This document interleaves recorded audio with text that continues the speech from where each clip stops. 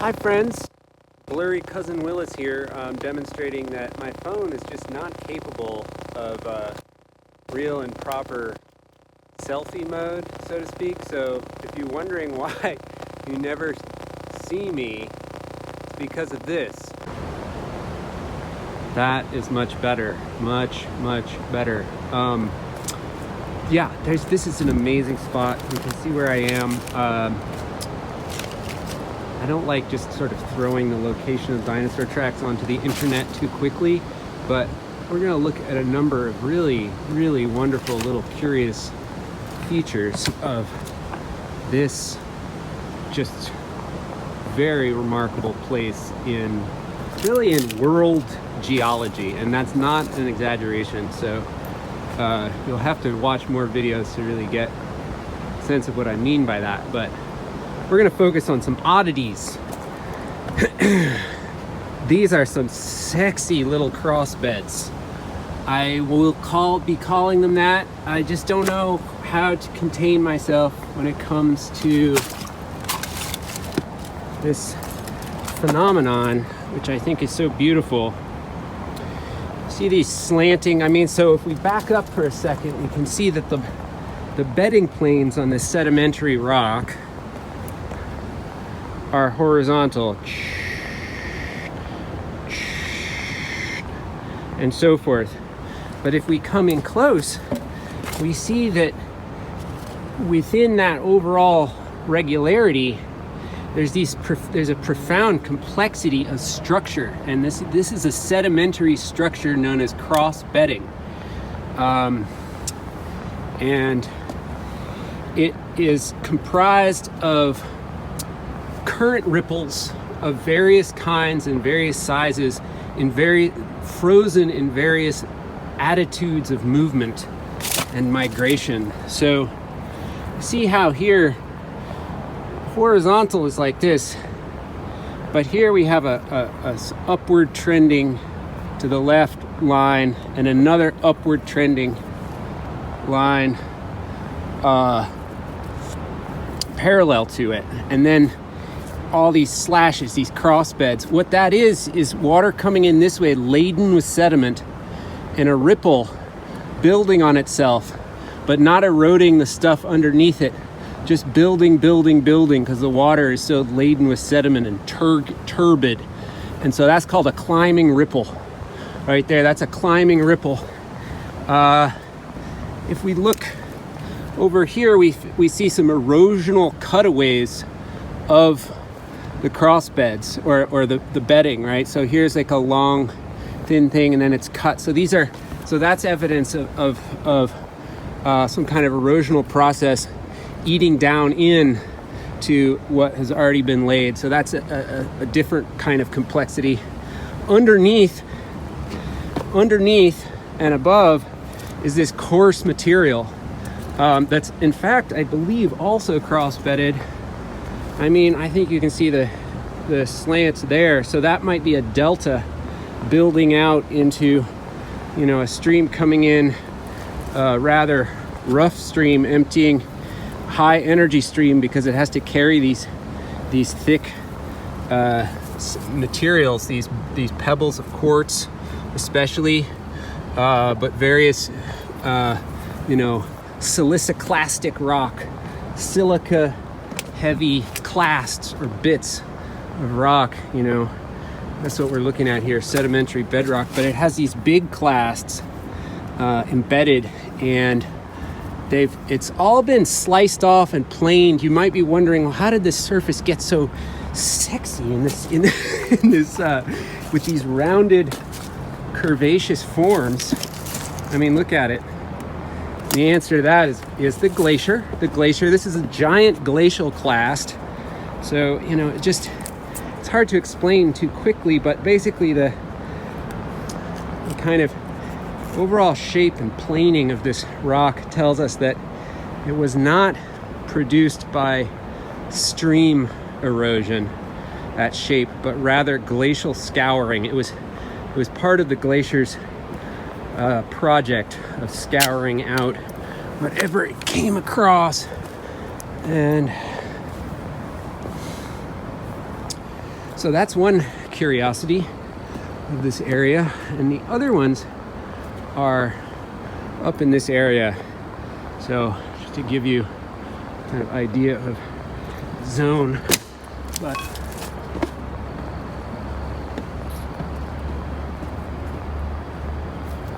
glorious salient jutting structure of more erosion resistant rock that the glacier did not pulverize, nor did the river. And it's more erosion resistant because it's this kind of material. This would have come from further away or something, but it's a similar light sandstone with conglomerate beds. And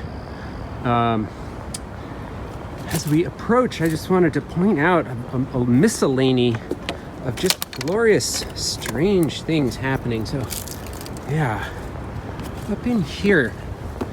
Okay, let's sit with what we see here. See those striations? And then see also this curvaceous scouring. I'm using ambiguous words, but you'll see what I'm getting at in a second.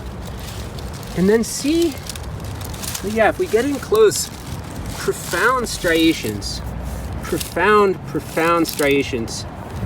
But what made them? What made them? Here, we can see that whatever made them was, at least for part of the time, profoundly moving that way. And we can see that because of that broken edge there and that planed over edge there. And that is repeated on all scales. So that if we rub this way, well, it's hard to feel, but it's repeated on all scales. It's possible that whatever did this scouring was going both directions. So it's but in any case, and then if we look down here, you might think that you might get spooked by this and say, oh, something kind of human did this or something, but you'd be wrong. Amazing to say, this incredible plane structure with these symmetrical shapes. Oh, here's more of that scouring where you can see what I'm talking about in terms of direction. Clearly that way. But also clearly the whole thing is kind of sculpted and curvaceously modeled. Oh, but this is interesting. Here's a surface that's broken, flat, and then, with these signs of profound movement. All right, so this is a fault. This is not glacial. This is tectonic activity stretching the Earth's crust and causing the rock to slide along these cleavage planes, these places where there were probably pre-existing fractures. And if we go up here, we can see them coming at us, analogously coming out of the rock at various points. So this is a part of faulting. I mean, I know that because of other analyses of this area, that it's normal faulting or extension rather than compression or thrust faulting in this case. But that it's rounded may and so beautifully scoured may indicate a kind of back and forth shimmying over time, which would be what they say happened here, because first there was a lot of spreading, and then there was a little pinch after the spreading, and then everything stopped. So anyway, this is just an incredible place where the aliveness of the crust, what I call for shorthand, for handy reference, the aliveness of the crust, to just kind of roll up the whole wonder of geology into one sort of paradox that I really mean. This is a place where it can be seen like few other places. But there's more. There's always more, in fact.